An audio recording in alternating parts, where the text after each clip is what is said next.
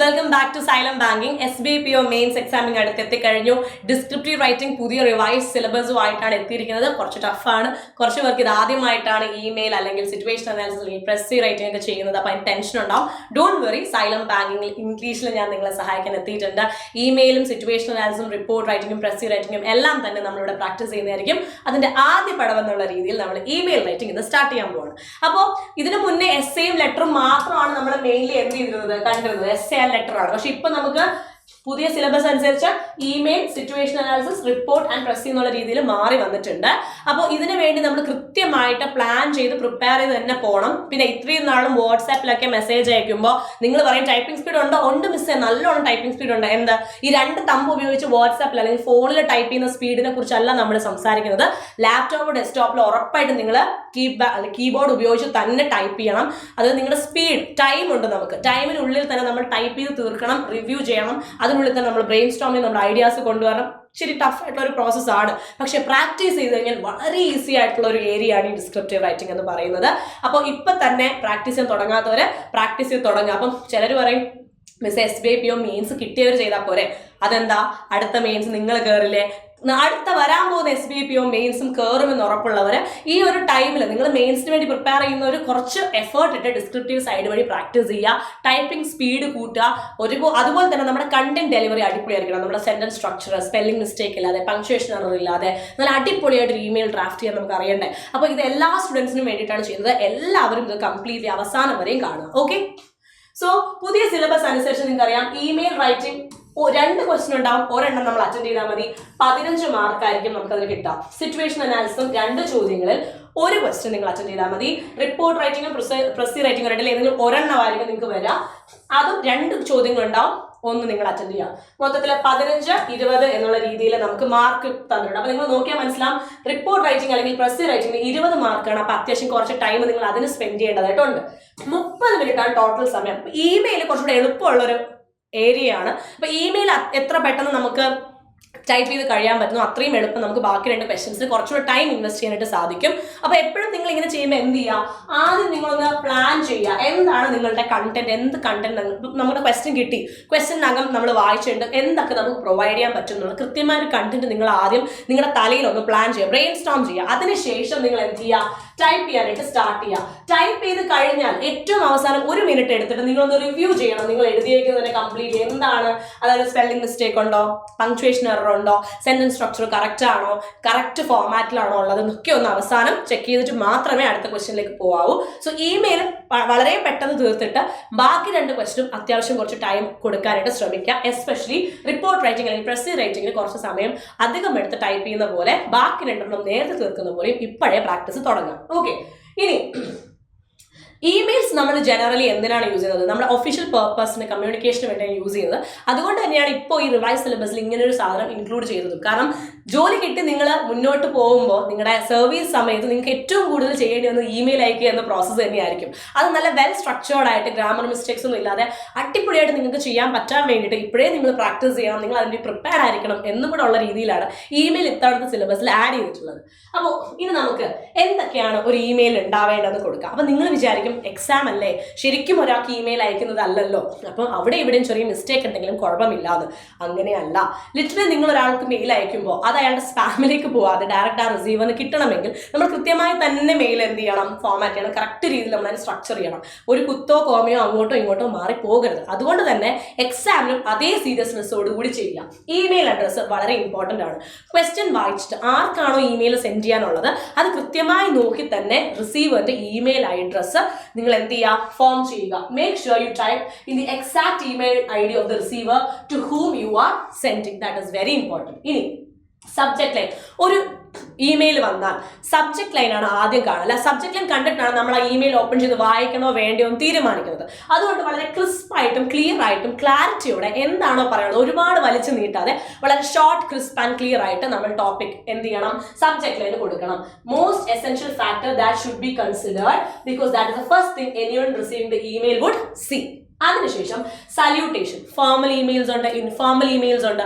ആർക്കാണോ നിങ്ങൾ ഇമെയിൽ അയക്കുന്നത് ആ വ്യക്തിയെ കൺസിഡർ ചെയ്തുകൊണ്ട് തന്നെ സല്യൂട്ടേഷൻസ് ഉപയോഗിക്കാൻ ശ്രദ്ധിക്കുക. ഓക്കെ. ദെൻ ബോഡി, അതായത് ഒരുപാട് വാരി വലിച്ച് എഴുതി വെക്കണ്ട. എസ്സേ അല്ല ഇമെയിൽ, വളരെ ക്രിസ്പ് ആയിരിക്കണം. ഒരുപാട് നമ്മൾ ചെയ്തില്ലെങ്കിൽ നമുക്ക് പറയാനുള്ളത് വളരെ വ്യക്തമായി സിമ്പിൾ ലാംഗ്വേജിൽ നമ്മൾ ബോഡിയിൽ എഴുതി ചേർക്കുക. Okay. Emails is what the email is all about. Be very clear in with what you want your receiver to know. Make sure you jotted down everything you want to convey, drafted in simple terms. Okay? Important ആയിട്ടുള്ള കാര്യം. Then sign off ചെയ്യുമ്പോൾ ലാസ്റ്റത്തെ ഒരു simple ലൈനിൽ നമ്മൾ sign of ചെയ്യുമ്പോൾ you can write thanks and regards or warm regards എന്നൊക്കെ പറഞ്ഞ് നമുക്ക് സൈൻ ഓഫ് ചെയ്യാം. ഇത് ബേസിക് ആയിട്ടുള്ള കാര്യമാണ് ഇമെയിൽ റൈറ്റിംഗിൽ അറിഞ്ഞിരിക്കേണ്ടത്.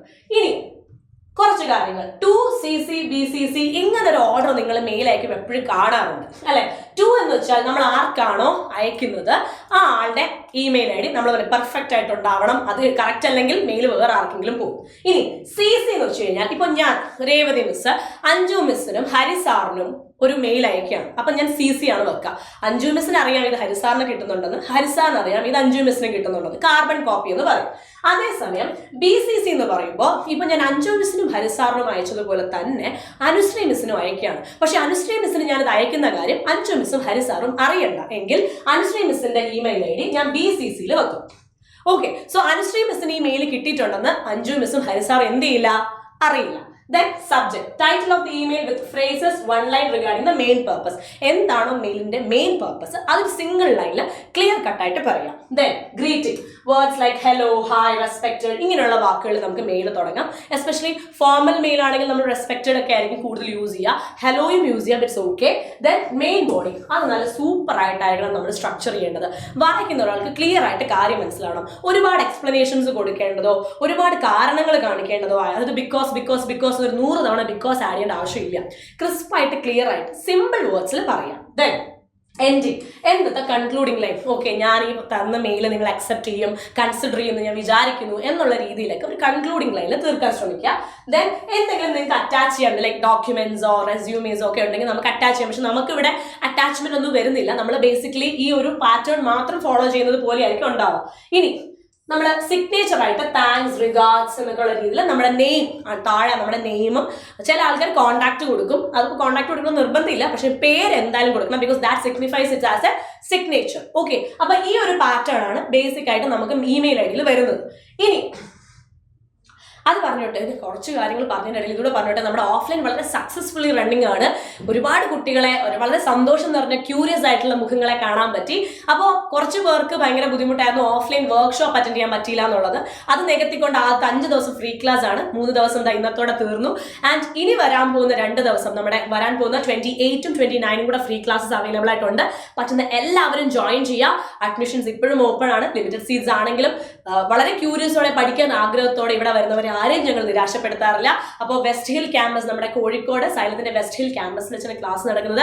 20,000 രൂപയാണ് നിങ്ങളുടെ ഫീസ് എന്ന് പറയുന്നത്. അപ്പോൾ ഒരു 6 മാസം കൊണ്ട് സിലബസ് കംപ്ലീറ്റ് ചെയ്യുകയും 3 മാസം കൊണ്ട് ഇന്റൻസീവ് ആയിട്ട് പ്രാക്ടീസും ചെയ്ത് ബാങ്ക് എക്സാമിന് നമുക്ക് നന്നായി പ്രിപ്പയർ ചെയ്യാം. ഇനി ഒരു ബിഗിനർ ആണ് എന്താണ് ബാങ്ക് എക്സാം എന്ന് അറിയില്ലെങ്കിൽ ഈ ഫ്രീ ക്ലാസ് അറ്റൻഡ് ചെയ്യുന്നത് കൊണ്ട് നിങ്ങൾക്ക് എന്താണ് ബാങ്ക് എക്സാമിന് ഒരു കറക്റ്റ് ഐഡിയ കിട്ടുന്നതായിരിക്കും. ഓക്കെ. സോ മറക്കണ്ട, ഉടനെ തന്നെ ജോയിൻ ചെയ്യാം. ഇനി അടുത്ത നമുക്ക് നേരെ എങ്ങനെ നന്നായിട്ട് email tips to write a perfect email നോക്കാം. Stay updated, avoid using old letter writing formats. Old letter writing formats മാറ്റി ഇപ്പൊ ഞാൻ ഈ പറഞ്ഞ കാര്യങ്ങൾ, കുറച്ച് മുന്നേ ഞാൻ പറഞ്ഞ കാര്യങ്ങളെല്ലാം നിങ്ങളുടെ ഓർമ്മയിൽ ഉണ്ടാവണം. ആ രീതി തന്നെ വെക്കുക. ഒരുപാട് വലിച്ചു നീട്ടാതിരിക്കുക കാര്യങ്ങൾ. Then no requirement for mentioning dates when practising. അപ്പം ഡേറ്റുകൾ മെൻഷൻ ചെയ്യേണ്ട ആവശ്യം വരുന്നില്ല. ഇമെയിൽ എന്ന് പറയുമ്പോൾ നമ്മൾ ഒരു new generation mode of communication ആണ്. ഓഫ് കോഴ്സ് നമുക്കറിയാം നമ്മൾ മെയിൽ എപ്പോഴാണ് അയക്കുന്നത്, ആൾക്ക് എപ്പോൾ കിട്ടുന്നതൊക്കെ. അപ്പം നമ്മൾ ഡേറ്റ്സ് മെയിലിനുള്ളിൽ മെൻഷൻ ചെയ്യേണ്ട ആവശ്യം വരുന്നില്ല. Formal emails can have indirect questions instead of direct ones. Okay, അത് ഫോർമൽ, അതിൽ ഞാൻ ഡീറ്റെയിൽ ആയിട്ട് നിങ്ങൾക്ക് ഒരു സാമ്പിൾ കാണിച്ചതുകൊണ്ട് അതിൽ പറഞ്ഞുതരാം. Always hold your tone politely. Yes, എപ്പോഴും ന്യൂട്രൽ ആയിട്ട് പോവുക. ഒരിക്കലും ഭയങ്കര നെഗറ്റീവായിട്ടൊന്നും ഇമെയിൽ സെൻഡ് ചെയ്യരുത്. പോസിറ്റീവായിട്ട് ന്യൂട്രലായിട്ട് നല്ല പൊളൈറ്റ് ആയിട്ടുള്ള ടോണിൽ വേണം എന്ത് ചെയ്യാൻ, നിങ്ങളെ മെയിൽ അയക്കാൻ.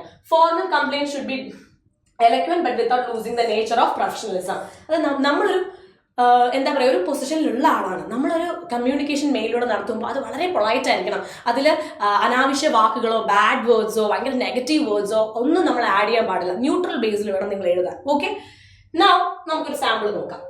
ഇത് request for issuance of bank statement for the past 6 months. കഴിഞ്ഞ 6 മാസത്തെ ബാങ്ക് സ്റ്റേറ്റ്മെന്റ് ഇഷ്യൂ ചെയ്യണം എന്ന് പറഞ്ഞ് ഞാൻ അയക്കുന്ന ഇമെയിൽ കണ്ടോ. Without even reading the content, body വായിക്കാതെ തന്നെ എനിക്ക് ഒറ്റ ലൈനിൽ എന്താണ് ഈ ഇമെയിലിന്റെ കണ്ടന്റ് എന്ന് മനസ്സിലായി. അപ്പൊ ഈ ഇമെയിലിന്റെ കണ്ടന്റ് ആ ഒറ്റ സബ്ജക്ട് ലൈനിൽ മനസ്സിലാക്കാൻ എനിക്ക് ഇമെയിൽ തുറന്ന് വായിക്കണോ വേണ്ടയോ എന്ന് എന്ത് ചെയ്യാം, തീരുമാനിക്കാം. അപ്പൊ manager@xyz bank. അപ്പൊ ഇവിടെ എന്താണെന്ന് വെച്ച് കഴിഞ്ഞാൽ നിങ്ങൾ മാനേജറിനാണ് അയക്കേണ്ടത്. അപ്പൊ നിങ്ങൾക്ക് മാനേജറിന്റെ പേരോ ഒന്നും തന്നെ അറിയില്ല. അപ്പൊ നിങ്ങൾക്ക് ഡയറക്റ്റ് എന്ത് ചെയ്യാം, ഇങ്ങനെ ഒരു ഇമെയിൽ ഐ ഡി ഞാൻ ക്രിയേറ്റ് ചെയ്യാം, manager@xyzbank.com. Then, respected sir or madam, I am writing to request a detailed bank statement for my savings account. അപ്പോൾ ഞാൻ ആദ്യം പറഞ്ഞത് ഡേറ്റ് വെക്കണം. നിങ്ങൾ വരികയും ഓക്കെ ബോഡിക്കകത്ത് ഡേറ്റ് വെക്കാൻ പാടില്ല, അങ്ങനെയല്ല. ഇപ്പൊ ഈ റെസ്പെക്റ്റഡ് സാറും മാഡം നമ്മൾ ലെറ്ററിലൊക്കെ വെക്കും തൊട്ട് താഴെ ഡേറ്റ് എന്ന് വെക്കണ്ട. ഡേറ്റ് ഇന്ന ഡേറ്റിനാണ് ഞാൻ അയക്കുന്നത് എന്നുള്ള ഫോർമാറ്റ് ഇമെയിലിൽ വേണ്ട എന്നാണ് ഉദ്ദേശിച്ചത്. നിങ്ങൾക്ക് കണ്ടന്റിനകത്ത് വേണമെങ്കിൽ നിങ്ങൾക്ക് ഡേറ്റ്സ് ഉപയോഗിക്കാം. ഫോർ എക്സാമ്പിൾ ഇപ്പൊ ഇവിടെ 6 months പാസ്റ്റ് 6 months സ്റ്റേറ്റ്മെന്റ് ആണ് ചോദിക്കുന്നത്. അപ്പൊ എനിക്കത് മെൻഷൻ ചെയ്യാം, ഏത് പീരീഡ് തൊട്ട് ഏത് പീരീഡ് വരെയുള്ള ഡേറ്റിനകത്തുള്ള സ്റ്റേറ്റ്മെന്റ് ആണ് എനിക്ക് വേണ്ടതെന്ന്. That is okay.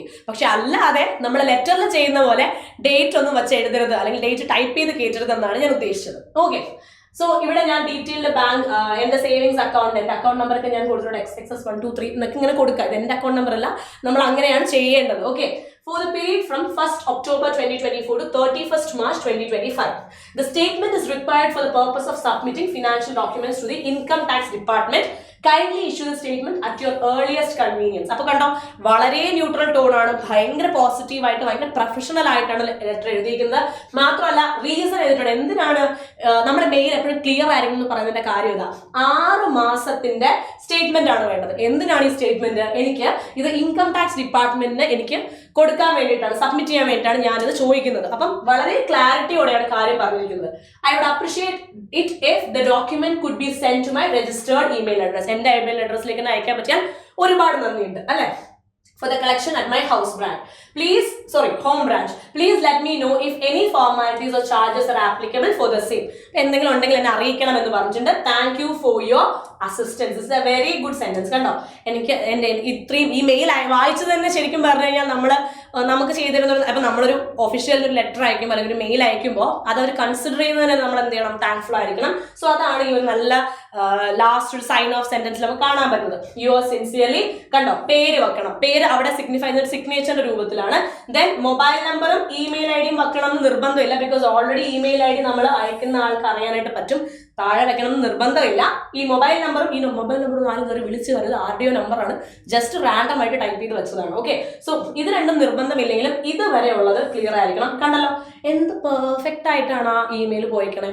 എനിക്കൊരു സാധനം വേണം, ആ സാധനത്തിന്റെ വേണ്ടതിന്റെ ആവശ്യം ഇതാണ്, പറ്റുന്ന രീതിയിൽ നിങ്ങൾ ഇതിന് പെട്ടെന്ന് റെസ്പോണ്ട് ചെയ്യാം. ഇങ്ങനെ ഒരു സ്ഥലത്തേക്ക് എനിക്ക് അയച്ചു തരാൻ പറ്റുമെങ്കിൽ അയച്ചു തരാം.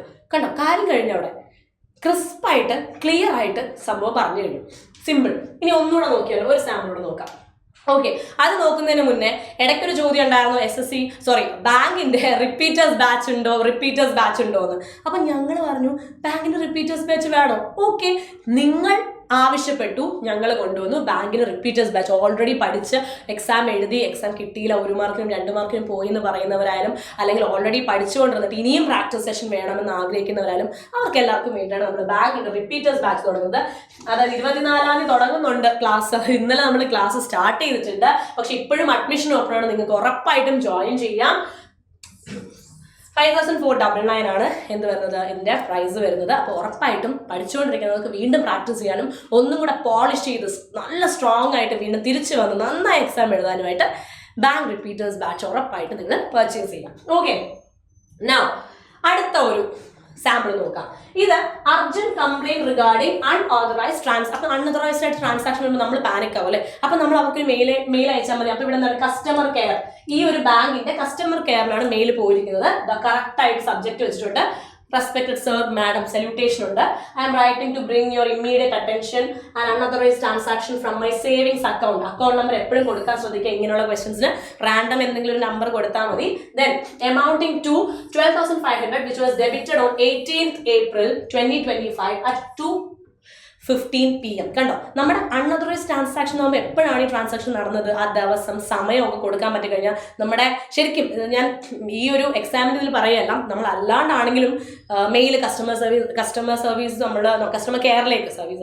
കെയറിലേക്ക് നമ്മൾ മെയിൽ ചെയ്യുമ്പോൾ ഉറപ്പായിട്ട് നിങ്ങൾ ടൈമും ഡേറ്റും ഒക്കെ അങ്ങനെ അവർക്ക് കുറച്ച് സ്പീഡായിട്ട് അത് വർക്ക് ചെയ്ത് എങ്ങനെ അത് പോയി അല്ലെങ്കിൽ എന്താണ് സംഭവിച്ചത് ക്ലിയർ ആയിട്ട് നിങ്ങളോട് റെസ്പോണ്ട് ചെയ്യാനായിട്ട് പറ്റും. സോ ഇവിടെ ഓൺലൈൻ ട്രാൻസാക്ഷൻ നടന്നത് പറയുന്നുണ്ട്. I have not initiated or authorise this transaction. Upon noticing the discrepancy in my account, I immediately blocked my debit card and changed my net banking credentials. അപ്പോൾ ഇത് കണ്ട ഉടനെ തന്നെ ഞാൻ എന്ത് ചെയ്തു, എൻ്റെ നെറ്റ് ബാങ്കിങ് ക്രെഡൻഷ്യൽസ് അത് എൻ്റെ പാസ്വേഡും മറ്റു കാര്യങ്ങളും മാറ്റുകയും എൻ്റെ ഡെബിറ്റ് കാർഡ് ബ്ലോക്ക് ചെയ്യുകയും ചെയ്തിട്ടുണ്ട്. I kindly request the bank to investigate this matter and take necessary action to reverse the transaction amount at the earliest. അപ്പം ഉടനെ തന്നെ ഈ കാര്യത്തിൽ നിങ്ങൾ ഒരു എന്താ പറയുക ഒരു അറ്റൻഷൻ കൊടുത്ത് ഇതിനൊന്ന് ക്ലിയർ ചെയ്ത് എൻ്റെ പൈസ തിരിച്ചു തരണം എന്നാണ് എന്ത് ചെയ്തേക്കുന്നത്, റിക്വസ്റ്റ് ചെയ്തേക്കുന്നത്. Please find the transaction details and copy of my ID proof attach വരും. അപ്പോൾ ഇവിടെ എന്ത് ചെയ്തിട്ടുണ്ട്, ട്രാൻസാക്ഷൻ ഡീറ്റെയിൽസിൻ്റെ ഇതും. അപ്പോൾ നിങ്ങൾ അറ്റാച്ച്മെന്റ് നിങ്ങൾ ചെയ്യുന്നുണ്ട്, അതായത് നമ്മുടെ ക്വസ്റ്റ്യനിൽ അറ്റാച്ച്മെന്റ് വെക്കാൻ പറയുന്നുണ്ടെങ്കിൽ നിങ്ങൾ അറ്റാച്ച്മെന്റ് ചെയ്യാൻ നിങ്ങൾക്ക് കാണിക്കാൻ പറ്റില്ലല്ലോ. So what you can do is you can write like this. ഞാൻ എൻ്റെ എന്താണോ അറ്റാച്ച് ചെയ്യാൻ പറഞ്ഞിരിക്കുന്നത് അറ്റാച്ച് ചെയ്തിട്ടുണ്ട്, നിങ്ങൾ അതൊന്ന് നോക്കിക്കൊള്ളാൽ മതി. Please find the transaction details copy of my ID proof attach for your reference. നിങ്ങളുടെ റെഫറൻസിന് വേണ്ടി നിങ്ങൾ പറഞ്ഞ അറ്റാച്ച്മെന്റ്സ് ഞാൻ താഴെ കൊടുത്തിട്ടുണ്ട് എന്ന് മെൻഷൻ ചെയ്ത ഒരു ലൈനും കൂടെ നിങ്ങൾ ആഡ് ചെയ്തുകൂടാം. Would appreciate a prompt resolution to this matter. Thank you for your support. ഈ ഒരു ലൈൻ കണ്ടോ, ഇത് നമ്മൾ നേരത്തെ കണ്ടില്ലേ, ഇത് വളരെ പ്രൊഫഷണൽ ആയിട്ട് നമുക്ക് കൊടുക്കാവുന്ന ഒരു സൈൻ ഓഫ് സെന്റൻസ് ആണ്. ഇത് മാക്സിമം കൊടുക്കാൻ നോക്കുക, ഒരു പോസിറ്റീവ് ടോൺ നമുക്ക് അതിൽ കിട്ടും. Okay, yours faithfully Neha Varma. ഇവിടെയും മൊബൈൽ നമ്പർ നേഹ വർമ്മയെ വിളിക്കാൻ വേണ്ടി വിളിച്ച് കളയരുത്, അത് നേഹ വർമ്മയുടെ നമ്പർ ഒന്നുമില്ല, ആരുടെയോ നമ്പറാണ് ടൈപ്പ് ചെയ്ത് വെച്ചിരിക്കുന്നത്. ഓക്കെ, സോ ഇതുപോലെ മെയിൽ ID നമുക്ക് കൊടുക്കാനായിട്ട് സാധിക്കും. സിമ്പിളാണ്, ഒരുപാട് ടൈം എടുത്ത് ചെയ്യേണ്ട, വളരെ ക്രിസ്പായിട്ട് ഒരു നിമിഷം ചിന്തിക്കുക, ടൈപ്പ് ചെയ്യുക, റിവ്യൂ ചെയ്യുക, പരിപാടി കഴിഞ്ഞു. അപ്പം നിങ്ങളിപ്പോൾ ഞാൻ സാമ്പിൾ കാണിച്ചല്ലേ ചെയ്തോളൂ, ഇത് നിങ്ങൾക്ക് ചെയ്യാൻ ക്വസ്റ്റ്യൻസ് വേണ്ടേ? അപ്പം ഞാൻ ഇതിനകത്ത് എന്ത് ചെയ്തിട്ടുണ്ട്, പ്രാക്ടീസ് ക്വസ്റ്റ്യൻസ് ഒരു 5 എണ്ണം ഇട്ടിട്ടുണ്ട്, നിങ്ങൾക്ക് കാണാൻ പറ്റുമെന്ന് ഞാൻ വിശ്വസിക്കുന്നു. ഈ 5 ക്വസ്റ്റ്യൻസും പറ്റുമെങ്കിൽ നിങ്ങൾ ഉടനെ തന്നെ സ്ക്രീൻഷോട്ട് എടുത്തിട്ട് പ്രാക്ടീസ് ചെയ്യുക. നിങ്ങൾ തന്നെ മെയിൽ ടൈപ്പ് ചെയ്ത് പ്രാക്ടീസ് ചെയ്യുക, ലാപ്പോ ഡെസ്ക്ടോപ്പോ ഉപയോഗിച്ച് നിങ്ങൾ തന്നെ മെയിൽ ഡ്രാഫ്റ്റ് ചെയ്ത് പഠിച്ചു നോക്കുക, കുറച്ചും കൂടി എഫക്റ്റീവ് ആയിരിക്കും. ഓക്കെ, ദെൻ ഇനിയിപ്പോൾ ഇൻഫോർമലൂടെ ഞാൻ ജസ്റ്റ് ഒന്ന് പറയാം. ഇൻ കേസ് ഇൻഫോർമൽ ആയിട്ടുള്ള ഒരു ഇമെയിലാണ് അയക്കാൻ പറഞ്ഞെങ്കിൽ ഇത് കണ്ടോ, ഇത് കാച്ചിങ് അപ്പ് ആഫ്റ്റർ ലോങ്, ഒരുപാട് നാൾക്ക് ശേഷം നമുക്കൊന്ന് കൂടണ്ടേടാ എന്ന് ഒരു ഫ്രണ്ടിന് അയക്കുന്ന ഒരു മെയിലാണ്. ഹായ് രാഹുൽ, കണ്ടോ സല്യൂട്ടേഷൻ മാറി, കുറച്ചും കൂടി ഫോർമൽ നിന്ന് ഇൻഫോർമൽ, കുറച്ചും ഇൻഫോർമൽ ആയിട്ടുള്ള ഒരു സല്യൂട്ടേഷൻ ആയി. I hope you are doing great. It's been such a long time we last spoke and I just thought of writing to you and catch. കണ്ടോ ഇവിടെയൊക്കെ പങ്ക്ച്വേഷൻസ് നോക്കിക്കോണം, കൃത്യമായിട്ട് പങ്ക്ച്വേഷൻസ് പോയിട്ടുണ്ട്, സെന്റൻസ് സ്ട്രക്ചർ കറക്റ്റ് ആണ്. അപ്പോൾ അതെല്ലാം നമ്മൾ ശ്രദ്ധിക്കണം. ഹൗസ് വർക്ക് ഗോയിങ്, എങ്ങനെയുണ്ട് നിന്റെ ജോലിയൊക്കെ? I heard from Aman that you recent move to Bangalore, must be an exciting change. ഓ, നീ ഇടയ്ക്ക് ബാംഗ്ലൂരിലേക്ക് പോയല്ലേ, ഭയങ്കര സൂപ്പർ ചേഞ്ച് ആയിട്ടുണ്ടാവും. Things have been pretty routine on my end, but I did manage a short trip to Manali last month and it was amazing. You would love the weather. Oh my god, ഞാൻ Manali last month പോയി, അടിപൊളിയായിരുന്നടാ. ഞാനിവിടെ ഏകദേശം okay ആയിട്ട് പൊയ്ക്കൊണ്ടിരിക്കുകയാണ് എന്നൊക്കെ പറയുന്നുണ്ട്. Let's plan a video call sometime soon, maybe this weekend. Would be great to chat like old times. Take care, write back when you get a chance. Best, Rohit. Simple. Informal letters are so simple, so crisp. അങ്ങനെ നമുക്ക് നമ്മുടേതായ ഇമോഷൻസും ഫീലിങ്സും express ചെയ്യാൻ പറ്റുന്ന ഒരു രീതിയാണ് informal email. എനിക്ക് തോന്നുന്നില്ല നിങ്ങൾക്ക് ഇൻഫോർമൽ റൈറ്റിംഗ് ഒരുപാട് ഉണ്ടാവുന്നത്, നിങ്ങൾക്ക് കുറച്ച് ഫോർമൽ ഇമെയിൽസ് ആയിരിക്കും വരിക. പിന്നെ ഞാനൊരു സാമ്പിളിന് ഇതും കൂടെ തന്നേ ഉള്ളൂ. ദെൻ ഇതിന് വേണ്ടി ഒരു എക്സാമ്പിൾ, ഒരു extra question only. You recently got a new job in different city. Write an email to your friend sharing the news, your experience so far and how you are adjusting to the new environment. ഇത് നിങ്ങൾക്ക് extra ഒരു എന്താ പറയുക question ആയിട്ട് ചെയ്യും. അപ്പോൾ ഇത്രയേ ഉള്ളൂ ഇമെയിൽ. അപ്പം നമ്മൾ ഇമെയിലിൻ്റെ കംപ്ലീറ്റ് ഡീറ്റെയിൽസ് ഈ വീഡിയോയിലുണ്ട്. 2 സാമ്പിളുണ്ട്, 5 ചോദ്യങ്ങളുണ്ട് ഫോർമലിലും, 1 ചോദ്യമുണ്ട് ഇൻഫോർമലിലും. നിങ്ങൾ ആ ക്വസ്റ്റ്യൻസ് എല്ലാം പ്രാക്ടീസ് ചെയ്യുമെന്ന് വിചാരിക്കുന്നു. സിറ്റുവേഷൻ അനാലിസിസും റിപ്പോർട്ട് റൈറ്റിംഗും പ്രസ്സുമായിട്ട് വീണ്ടും വരുന്ന വീഡിയോസിൽ കാണാം. Thank you so much and നന്നായിട്ട് പ്രിപ്പയർ ചെയ്യുക. All the very best.